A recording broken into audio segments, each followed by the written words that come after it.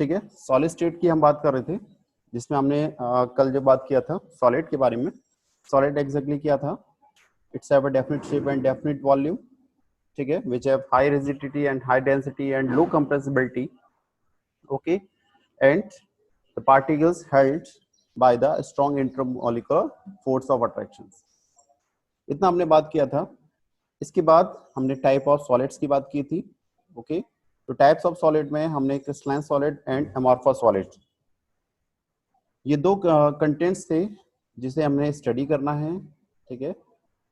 इसमें हमें पूरे चैप्टर में क्रिस्टलाइन सॉलिड को ही डिफाइन करना है, ना कि अमॉर्फस सॉलिड को। तो मैं हमने इसकी बात कल कर ली थी बेसिकली, और अब हम इसका डिफरेंस भी हमने बात कर चुके हैं क्रिस्टलाइन एंड अमॉर्फस सॉलिड में। मैं थोड़ा सा समराइज कर लेता हूँ।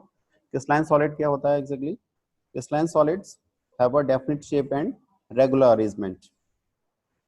इसमें डेफिनेट शेप होती है और अरेंजमेंट कैसा होगा? रेगुलर पैटर्न में, मतलब एक सीक्वेंस ऑर्डर में आपके क्या होंगे? कंस्टेंट पार्टिकल्स अटैच होते हैं in the crystalline solid. Other hand अगर बात करें amorphous solids, it's does not have a regular arrangement and the constant particles. Constant particles का जो अरेंजमेंट होगा वो रेगुलर नहीं होता है, ठीक है। वो आपका डिसऑर्डर फॉर्म में होगा। किसी भी डायरेक्शन में आप जाएंगे तो आपका मूव, किसी भी डायरेक्शन में अगर आप मूव करते हो तो जो प्रॉपर्टी होगी वो एग्जैक्टली सेम होगी, ओके। नेक्स्ट अगर हम सेकंड की बात करें, it is the true solid and this is super cool liquid, इसे हमने कर लिया था। इसका जो फोर्थ पॉइंट है ये, it is the most important. These are the anisotropic in natures and the physical properties are different in the different directions. Like आप किसी भी डायरेक्शन में मूव करिए, लाइक रिफ्रैक्टिव इंडेक्स, तो आपकी जो प्रॉपर्टी होगी, physical property of solid, crystalline solid, which is different. किसी भी डायरेक्शन में आप मूव करेंगे जो प्रॉपर्टी होगी आपकी डिफरेंट होगी। और अगर हम एमॉर्फस की बात करें तो वहां जो which is isotropic in nature and physical properties are the same all directions.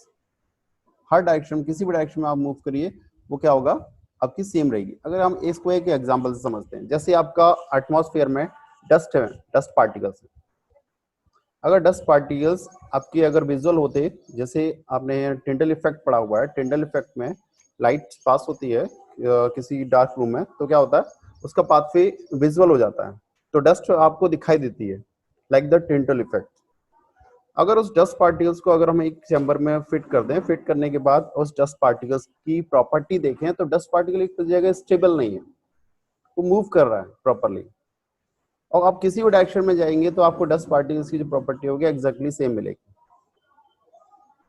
But अगर हम दूसरी फॉर्म में जाएंगे, एनाइसोट्रॉपिक में जाएंगे, तो एनाइसोट्रॉपिक जैसे आपकी क्लासरूम होती है, क्लासरूम में हर स्टूडेंट्स की प्रॉपर्टी डिफरेंट होती है। आप एक ऑर्डर में बैठे हुए हैं, ठीक है, हर बॉयज के पीछे बॉयज बैठा हुआ है, बट उसका जो शेप साइज स्ट्रक्चर है वो सब कुछ चेंज होता है। उसकी फिजिकल प्रॉपर्टी, बोलने का तरीका, आपका way of talking, presentation, personality, सब कुछ चेंज होता है, विच is the crystalline solid, okay. Now next is the they have sharp melting point. Sharp melting point exactly उसी पॉइंट्स पर जाकर क्या हो? वो मेल्ट हो जाए, उसे हम शार्प मेल्टिंग पॉइंट कहते हैं। And which is certain range of temperature, means एक particular टेम्परेचर के बीच में एक पर्टिकुलर टेम्परेचर के बीच में वो क्या होगा? आपका मेल्ट होना स्टार्ट होगा एंड देन फाइनल। उसका एक पर्टिकुलर एक टेम्परेचर नहीं है, जैसे 100 डिग्री सेल्सियस पर उस पर नहीं होगा, हो सकता है वो 95 पर हो जाए, 105 पर हो जाए, मतलब काफी रेंज ऑफ टेम्परेचर्स में डिफरेंस होता है, okay. Now they undergo clean cleavage when the cut. Exactly क्या है इसमें? अगर आप उसको कट करते हैं, ठीक है, क्रिस्टलाइन सॉलिड को अगर आप कट करते हैं तो एजेस क्रिएट होते हैं। एजेस क्रिएट होंगे क्योंकि उसके जो पार्टिकल्स हैं वो काफी टाइटली बेंडेड हो गए, एजेस क्रिएट होते हैं।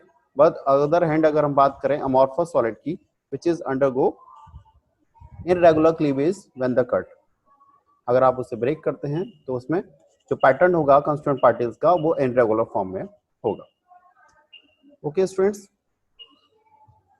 नेक्स्ट अगर हम बात करें, इतना हमने बात कर चुके थे। Now type of crystalline solid. Type of crystalline solid में हमने दो टॉपिक डिस्कस कर चुके हैं अब तक, जिसमें आयनिक solid and covalent solid. Fastly मैं समराइज कर देता हूँ, जिसमें आपका आयनिक सॉलिड, ओके, जिसमें हमने आयनिक सॉलिड की बात कर ली थी, फिर भी हमने एक बार डिस्कस कर लेते हैं। आयनिक सॉलिड में एग्जैक्टली क्या है, द कांस्टेंट पार्टिकल्स क्या होंगे, आयंस के फॉर्म में होंगे, मतलब पॉजिटिव आयंस होंगे या नेगेटिव आयंस हो सकते हैं, और पॉजिटिव चार्ज और negative charge. Okay, now the bonding force, the electrostatic force are present in the ionic solid. Ionic solid में इलेक्ट्रोस्टैटिक फोर्स ऑफ अट्रैक्शन क्या होता है, पाया जाता है। अगर हम मेल्टिंग पॉइंट की बात करें तो हाई मेल्टिंग पॉइंट होता है, बट अगर कंपेयर करें कोवलेंट सॉलिड से तो वो कम होगा। Okay,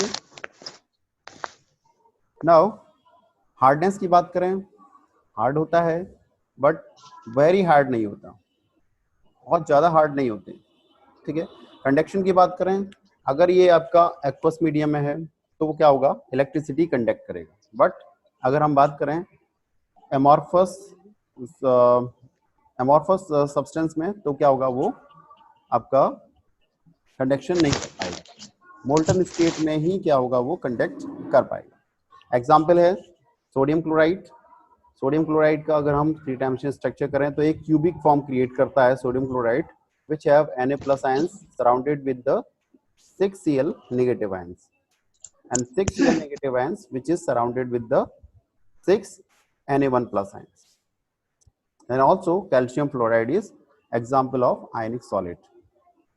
Okay, now next is the covalent solid.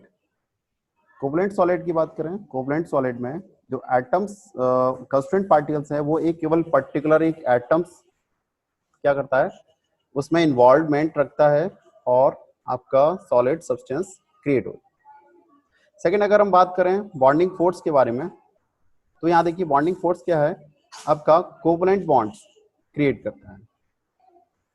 Okay, bonding force मतलब कोवलेंट बॉन्ड क्रिएट करेगा। लाइक अगर हम डायमंड की बात करें तो डायमंड्स के बीच में एक carbon atoms sp3 hybridised carbon atom से अटैच्ड है और विदाउट एनी स्पेस, कोई भी स्पेस उसमें प्रेजेंट नहीं होता है, जिसकी वजह से वो क्या होता है, कोवलेंट बॉन्ड फॉर्म करता है, which is very strong bond. Melting point की बात करें, it is very high melting points. Last lecture में हमने बात की थी, इसका जो मेल्टिंग पॉइंट है 3300 से 3500 से अबव आपका टेम्परेचर होता है, जिसकी वजह से ये दुनिया का सबसे hardest material, okay, the hardest material of the world. Next अगर हम बात करें कंडक्टर की, तो ये क्या है, नॉन कंडक्टर है, कंडक्शन इसमें नहीं हो पाता, ठीक है, कोवलेंट सॉलिड में, क्योंकि आपका कोई भी स्पेस नहीं है, हमने पहले बात कर चुके हैं, इसमें कोई भी स्पेस नहीं होगा तो ये नॉन कंडक्टर की तरह से बिहेव करेगा। Example diamond and silica. Silica की हमने कल बात की थी, प्रेस के अंदर जो एलिमेंट्स होता है वो सिलिका से प्रोड्यूस होता है, which is non conductor. Now today आपका जो टॉपिक है यहाँ से स्टार्ट होना था मॉलिक्यूलर सॉलिड से, बट मैंने पिछला कुछ समराइज कर दिया आपका। मॉलिक्यूलर सॉलिड्स की बात करें तो मॉलिक्यूलर सॉलिड्स जैसे उसका नेम समझ में आ रहा है कि उसमें मॉलिक्यूल्स का इन्वॉल्वमेंट होगा, ठीक है। मॉलिक्यूल्स का इन्वॉल्वमेंट होने की वजह से मतलब कोई भी मॉलिक्यूल्स है, जैसे आपका कार्बन डाइऑक्साइड है, अब हम लें कार्बन डाइऑक्साइड, कार्बन डाइऑक्साइड को कंप्रेस किया जाए गैसेस को हाई प्रेशर से, तो वो आपका ड्राई सॉलिड्स में कन्वर्ट हो जाता है। तो ड्राई सॉलिड्स में कन्वर्ट होगा तो क्या बनाएगा, ड्राई आइस, ओके, वो भी एक सॉलिड सब्सटेंस है। अगर हम उसको कट करें तो वो भी एक तरह का क्रिस्टलाइन सॉलिड्स की तरह से बिहेव करेगा। ओके, नाउ इसमें जो फोर्स ऑफ अट्रैक्शन लगता है वो वान डेर वाल फोर्स है, विच is called dipole. 11th class में आपने डाइपोल फोर्स पढ़ा हुआ है, डाइपोल इंड्यूस्ड डाइपोल फोर्स पढ़ा हुआ है, डाइपोल इंड्यूस्ड फोर्स पढ़ा हुआ है। तो आपको क्लियर पता है कि डाइपोल फोर्स क्या है, जब दो पोलर मॉलिक्यूल्स आपस में इंटरेक्ट करते हैं, ओके, जब टू पोलर मॉलिक्यूल्स आपस में इंटरेक्ट करते हैं तो वहां डायपोल डायपोल फोर्स जनरेट होता है and formation of the van der Waals force also. Now melting point की बात करें तो यहाँ पर लो मेल्टिंग पॉइंट्स क्रिएट होता है, क्योंकि अगर हम ड्राई आइस की बात करें, ड्राई आइस अगर आप किसी भी सरफेस पर प्लॉट करते हो तो वो क्या होता है, वेपर जनरेट करता है। ड्राई आइस एक तरह का सब्लिमेटरी सब्सटेंस है, वो क्या होता है, इजीली क्या होता है, वेपर फेज में जाने की प्रोबेबिलिटी रखता है। ठीक है, ठंडा होता है बट ड्राई सब्सटेंस है और इजीली वॉलेटाइल्स होने की प्रॉपर्टी होती है, जिसकी वजह से उसका जो मेल्टिंग पॉइंट होगा वो क्या होगा, लो मेल्टिंग पॉइंट। नेक्स्ट की बात करें हार्ड एंड सॉफ्ट। ठीक है, तो ये क्या होगा, बहुत ही सॉफ्ट इन नेचर का होगा। अगर आप इसे लो कंप्रेसिबिलिटी होगी, प्रेस करेंगे तो ये क्या होगा, इजीली वेपर फेज में जाने की प्रोबेबिलिटी रखता है। नेक्स्ट अगर हम बात करें कंडक्शन, ओके, तो क्या होगा, मॉलिक्यूलर सॉलिड्स क्या होंगे, इंसुलेटर की तरह से बिहेव करते हैं, क्योंकि वो क्या कर देंगे, चार्ज क्रिएट नहीं करेंगे। ठीक है, पोलर सब्सटेंस नहीं है, पोलर सब्सटेंस नहीं होने की वजह से क्या होता है, वो इंसुलेटर की तरह से बिहेव करेगा। जैसे आपका वाटर है, अगर हम प्योर वाटर की बात करें और यहाँ जो आपका कार्बन डाइऑक्साइड लिखा हुआ है ये ड्राई आइस के फॉर्म में, मतलब सॉलिड्स के फॉर्म में, और ये जो वाटर लिखा हुआ है H2O, ये आप ये मत समझिएगा कि ये आपका लिक्विड स्टेट में है, ये आपका सॉलिड स्टेट में है, आपका ड्राई आइस एंड जो नॉर्मल आइस आप लोग यूज करते हैं वो। ओके, नेक्स्ट अगर हम बात करें मेटेलिक सॉलिड की, एक सेकेंड आप कमेंट्स में, ओके हर्षित,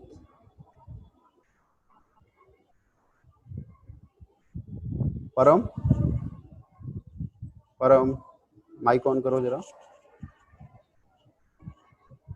परम। Sorry sir. नहीं, वो एक्चुअली आपने ये लिखा ना, लिंक मांगनी पड़ेगी, क्या मांगनी पड़ेगी बताओ। नहीं सर, वो सिलेबस की विनय पूछ रहा था ना, सिलेबस सर ने अच्छा क्या बताया, अच्छा, वो अभी ज्वाइन हुआ था, कोई वही बात नहीं, सर से लिंक मांगनी पड़ेगी। नहीं कोई बात नहीं, ऐसा ना, मैं इसका स्क्रीनशॉट ले लिया है अपने केमिस्ट्री का।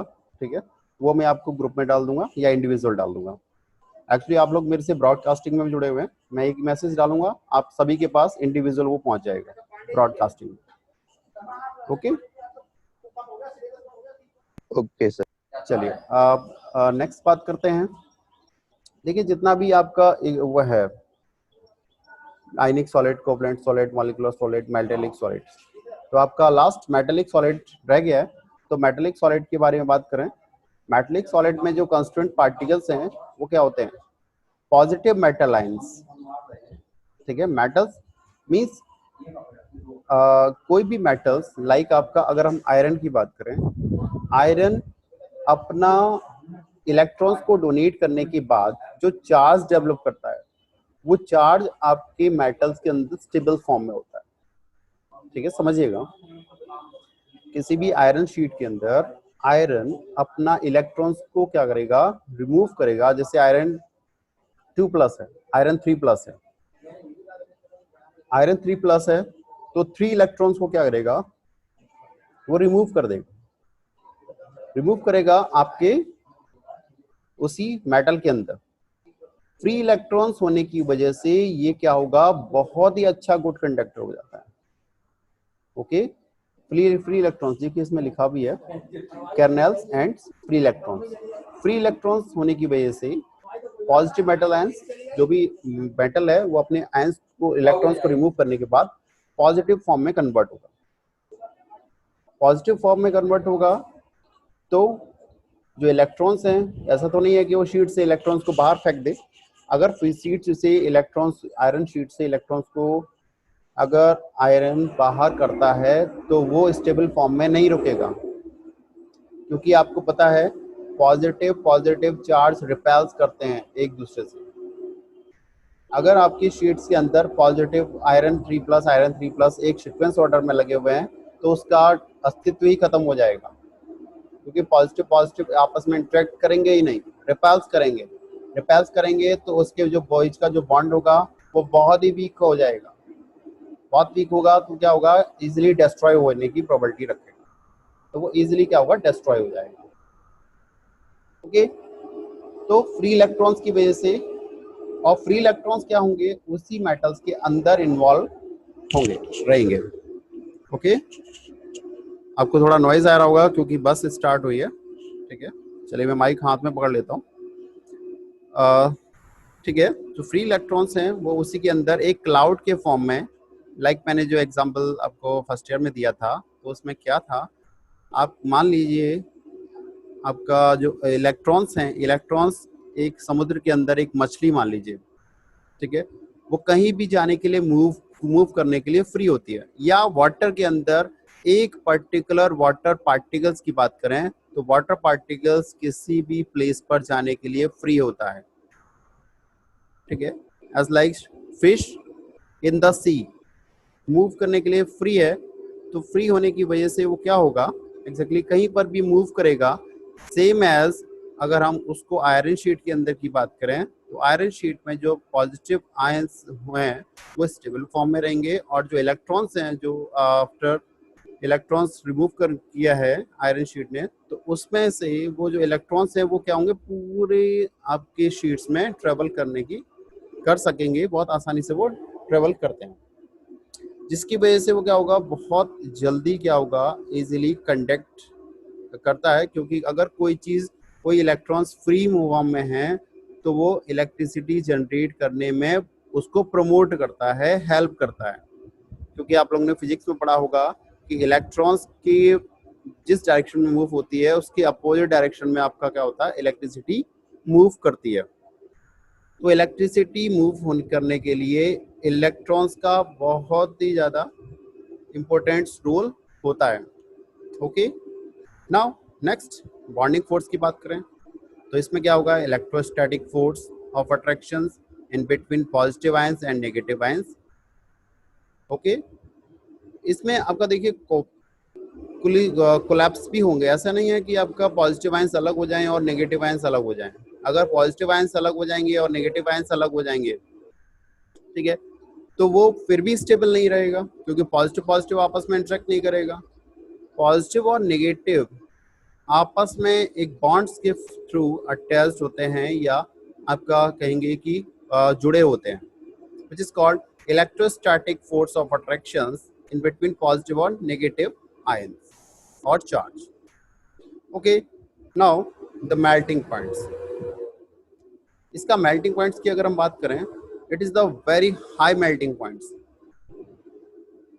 कंपेयर कर लें, अगर कोई मेटल ले लेते हैं, मान लेते हैं आपका जो जितने भी डी ब्लॉक एलिमेंट्स हैं वो सभी मेटल्स हैं और हैवी मेटल्स जनरेट करते हैं। डी ब्लॉक के अंदर आपका टंगस्टन सबसे हैवी मेटल है, जिसका मेल्टिंग पॉइंट सबसे ज़्यादा होता है। टंगस्टन आपके बल्ब में भी, आपका फिलामेंट में इसका इस्तेमाल किया जाता है, ठीक है, टंगस्टन का, और काफ़ी हार्ड है, ठीक है, और मेल्टिंग पॉइंट्स लगभग 3500 डिग्री सेल्सियस टेम्परेचर इसका होता है। तो अगर मेटल की बात करें, लाइक अगर जनरल की बात करें, आयरन आपके पास डेली आप लोग यूज़ करते हो, ठीक है, तो आयरन का जो मेल्टिंग पॉइंट होगा वो 1500 डिग्री सेल्सियस होता है, ठीक है, वो आसानी से आपका मेल्ट हो जाता है एज कम्पेयर टू टंगस्टन के। तो मेटल्स की बात करें तो मेटल्स क्या है, हाई मेल्टिंग पॉइंट्स का होता है। बट डी ब्लॉक के अंदर एक ऐसा एलिमेंट्स होता है जो लिक्विड स्टेट में होता है। कोई बता सकते हैं क्या है? डी ब्लॉक एलिमेंट्स में कोई एक ऐसा मेटल है जो लिक्विड स्टेट में है, कोई पता है? मरकरी। मरकरी, हाँ दीपांशु, ठीक है। मरकरी आपका क्या है, मरकरी जिसका एटॉमिक नंबर 80 होता है, ठीक है, 80, तो वो क्या होगा, आपका लिक्विड स्टेट में होता है, एग्जैक्टली, ठीक है। नेक्स्ट बात करें हार्ड एंड सॉफ्ट की बात करें तो इट इज हार्ड भी होते हैं और सॉफ्ट भी होते हैं। मेटल्स क्या हैं आपके, हार्ड एंड नेचर के भी होते हैं और सॉफ्ट एंड नेचर के। अब प्रॉपर्टीज देख लेते हैं कि हार्ड कौन से होते हैं। डी ब्लॉक एलिमेंट्स में मोस्टली आपके जितने भी एलिमेंट्स हैं उनका मेल्टिंग पॉइंट्स लगभग 1000 से लेके 3300 या 3500 के बीच में होता है मरकरी को छोड़कर, अगर मरकरी को छोड़ दें तो, और 3 एलिमेंट्स को छोड़ दें तो zinc, cadmium and mercury, in 3 elements को अगर हम छोड़ दें तो 1000 डिग्री सेल्सियस से 3300 डिग्री सेल्सियस। एग्जाम में रहा मुझसे कह रहा देखो क्या किया है मैं इस साल लिखूंगा मुझे। Gopal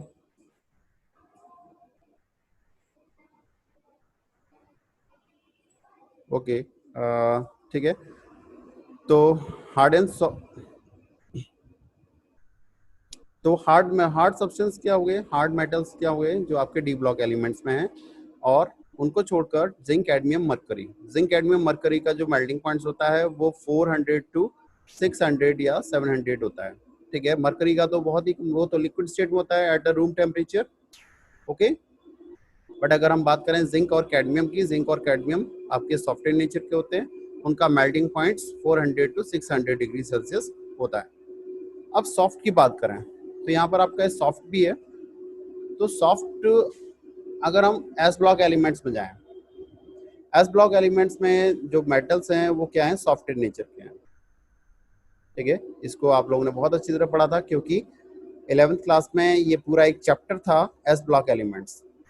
okay, S block elements में जितने भी आपके मेटल्स है वो क्या है, सॉफ्टवेयर नेचर के, तो उसे हम ज़्यादा डिटेल में स्टडी नहीं करते हैं।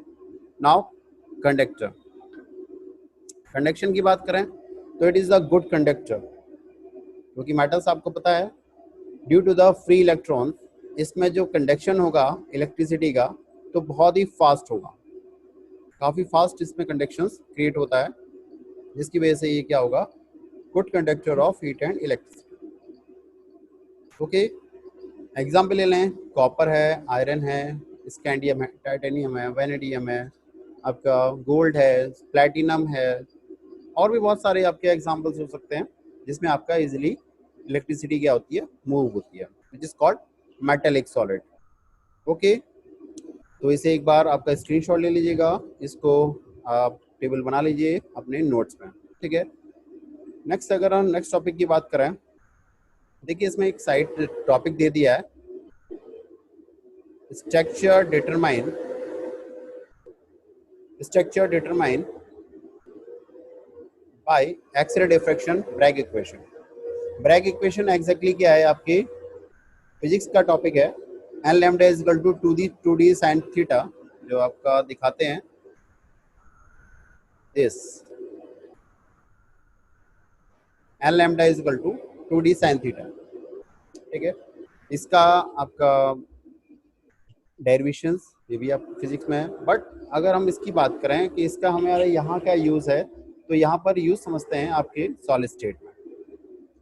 सॉलिड स्टेट में एग्जैक्टली क्या है, जब एक्सरे क्या होती है किसी भी क्रिस्टल प्लेन पर प्लॉट की जाती है तो क्या होता है, उसका डिफ्रैक्शन हो जाता है, डिफ्रैक्शन हो जाता है पर्टिकुलर डिग्री पर, तो उससे जो रेशियो निकल के आएगा, वो जो आपका वो निकल के आएगा, रिलेशनशिप निकल के आएगा, which is called n lambda is equal to 2d sin theta, which is called Bragg equation.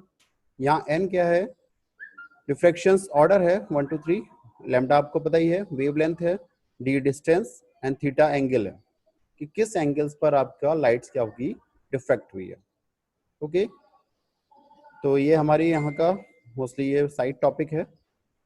तो हमारा जो मेन टॉपिक है हम उसको ले लेते हैं, which is called unit cell. Unit cell is the most important topic, क्योंकि यूनिट सेल पर ही आपका सॉलिड स्टेट चैप्टर बेस्ड है। ओके, यूनिट सेल पर ही आपका सॉलिड स्टेट चैप्टर बेस्ड है। इसके लिए हमारे पास क्यूब को समझना बहुत जरूरी है। इससे पहले हम क्यूब को समझते हैं। एग्जैक्टली अगर हम क्यूब को समझना है तो आप जिस रूम में बैठे हो अपने रूम को एक बार आइडेंटिफाई कर लीजिए, देख लीजिए एवरी कॉर्नर्स को देखिए। आप किसी एक पर्टिकुलर रूम में बैठे हुए हैं, मान लेते हैं यहाँ पर आप बैठे हुए हो, मान लेते हैं आप यहाँ पर बैठे हुए हैं, ठीक है, और ये आपकी रूम की वॉल्स हैं, ठीक है, ये पूरा आपका रूम है और इस रूम की ये वॉल्स हैं, मीन्स आपके 6 वॉल्स हैं, साइड की, अगर हम साइड की वॉल्स की बात करें, 4 आपकी साइड वॉल हैं, एक आपकी रूफ छत वाली वॉल है, और एक फ्लोर है जिस पर आप कोई भी चीज सेटल्ड है, ठीक है, due to the gravitational force. ठीक है, ऐसा तो नहीं है कि कोई चीज उड़ रही हो, क्योंकि अपोज नहीं कर रही होगी ग्रेविटेशनल फोर्स, क्योंकि यहाँ आपकी भी नीचे आराम से बैठे होगी कुर्सी पर, चेयर पर, ठीक है, या जमीन पर या बेड पर, व्हाटएवर, ठीक है, हवा में फ्लोट नहीं कर रहे होंगे, क्योंकि due to the gravitational force वो सेटल होगा फ्लोर पर। ओके, तो अगर हम बात करें कि मान लीजिए आप यहाँ पर बैठे हुए हैं, ठीक है, यहाँ से आपको ऊपर वाले 4 कॉर्नर दिखाई दे रहे होंगे, ठीक है, एंड फ्लोर के आपके नीचे 4 कॉर्नर आपको दिखाई दे रहे होंगे, ठीक है। अगर हम इसका 3 डायमेंशनल स्ट्रक्चर बनाएं तो वो इस तरह का दिखाई देगा। 3 डायमेंशनल स्ट्रक्चर अगर हम बनाएं तो इस तरह का आपके रूम का एक डिजाइन तैयार हो जाएगा अकॉर्डिंग टू 3 डायमेंशनल स्ट्रक्चर। अगर हम उसे फ्रंट से देखें, ठीक है, आप मान लीजिए ये आपका जो लाइन है इसको आप फ्रंट वाली लाइन मान लीजिए, ठीक है, तो आपको 3 डायमेंशनल स्ट्रक्चर क्लियर दिखाई दे रहा होगा। मैं इसको हाईलाइट कर दे रहा हूँ जिससे आपको देखने में बहुत आसानी हो जाएगी, ठीक है। अब आपको दिखाई दे रहा होगा कि ये आपका फ्रंट है और पीछे वाला जो वॉल है वो व्हाइट कलर की है, या अगर हम पीछे वाले को हाईलाइट कर दें, या हम अगर पीछे वाले को हाईलाइट कर दें तब भी आपको ये प्रॉपर दिखाई देगा, ठीक है, पीछे वाला, और ये आपका जो व्हाइट कलर का है ये फ्रंट का वॉल। ओके, तो ये एक पर्टिकुलर यूनिट सेल है, तो यूनिट सेल को ही डिफाइन करना है, क्यूब को ही हमें पूरा चैप्टर में डिफाइन करना है, उसमें कैसे अरेंजमेंट होता है, कॉन्स्टेंट पार्टिकल्स कैसे लगे होते हैं, कितने लगे होते हैं, किस उनके टाइप्स पढ़ने हैं, ठीक है। तो यूनिट सेल की बात करें, the unit cell is the smallest geometrical portion of the crystal lattice which can be used repeated unit to the build-up of whole crystal is called unit cell। इसमें जो डेफिनेशन दी है थोड़ी सी complicated है, मैं इसको आपको बहुत सिंपल तरीके से बताऊं। Unit cell which is the smallest और कंप्लीट, ठीक है, द स्मॉलेस्ट और the complete of the crystal lattice which is called unit cell. समझते हैं कि यूनिट सेल एग्जैक्टली क्या है। मैंने आपको 11th में भी ये टॉपिक्स पढ़ाई थी, वहां पर भी आपको डिस्कस किया था, एक एग्जांपल दिया था बिल्डिंग का, कि अगर हम एक बिल्डिंग को क्रिस्टल लैटिस माने, ठीक है, एक बिल्डिंग की टोटल वॉल्स को अगर हम क्रिस्टल लैटिस मानते हैं तो उसकी जो एक ब्रिक होती है, ठीक है, एक ईंट जो होगी वो एक यूनिट सेल की तरह से वर्क करेगी। एग्जैक्टली हम किसी भी क्रिस्टल लैटिस की अगर हम बात करें तो जो यूनिट सेल है वो एग्जैक्टली सेम होनी चाहिए। आप लोगों ने देखा होगा, आपके घर में भी कंस्ट्रक्शन हुआ होगा, कंस्ट्रक्शन में जो आपकी ब्रिक इस्तेमाल होती है वो एग्जैक्टली सेम ब्रिक का ही इस्तेमाल करते हैं। ऐसा नहीं है कि एक इतनी बड़ी बड़ी ब्रिक ले ली, एक इतनी सी ले ली, एक चौड़ी ले ली। इस तरह से अगर हम ब्रिक का इस्तेमाल करेंगे तो बिल्डिंग 2 दिन नहीं चलेगी, वो क्या होगी, डैमेज हो जाएगी, उसका टोटली जो वेट होगा वो उसका जो सेंटर ऑफ मास होगा वो डिसबैलेंस हो जाएगा और वो बिल्डिंग डिस्ट्रॉय हो जाएगी। तो हम यूनिट सेल का, सेम यूनिट सेल का इस्तेमाल करते हैं आपके क्रिस्टल लैटिस में। एग्जैक्टली बिल्डिंग में एक ब्रिक एक यूनिट सेल है और उसमें जो ऑल ब्रिक्स हैं जिससे आपका कंस्ट्रक्शन कंप्लीट हुआ है विच इज कॉल्ड क्रिस्टल लैटिस। तो डेफिनेशन क्या होगी, द स्मॉलेस्ट और complete in the crystal lattice which is called unit cell। okay, the smallest but complete in the crystal lattice which is called unit cell। ठीक है, अब इस unit cell के भी अपने अपने टाइप्स हैं। देखिए स्ट्रक्चर चेंज नहीं होगा आपका, स्ट्रक्चर मैंने अभी बोला। देखिए अगर हम सिंपल क्यूबिक की बात करें, फेस सेंटर्ड की बात करें, आपके जो स्ट्रक्चर हैं दोनों, चाहे आप इसको ले लीजिए चाहे इसको ले लीजिए, स्ट्रक्चर एग्जैक्टली सेम होगा। मैंने आपसे बोला ब्रिक्स का शेप साइज हम नहीं चेंज करते हैं, ठीक है, शेप साइज चेंज करेंगे तो वो क्या होगा, आपकी बिल्डिंग डिस्ट्रॉय हो जाएगी। तो हम सेम क्रिस्टल लैटिस में सेम यूनिट सेल का ही इस्तेमाल करते हैं, ठीक है। उसकी प्रॉपर्टी डिफरेंस हो सकती है, प्रॉपर्टी डिफरेंट होती है।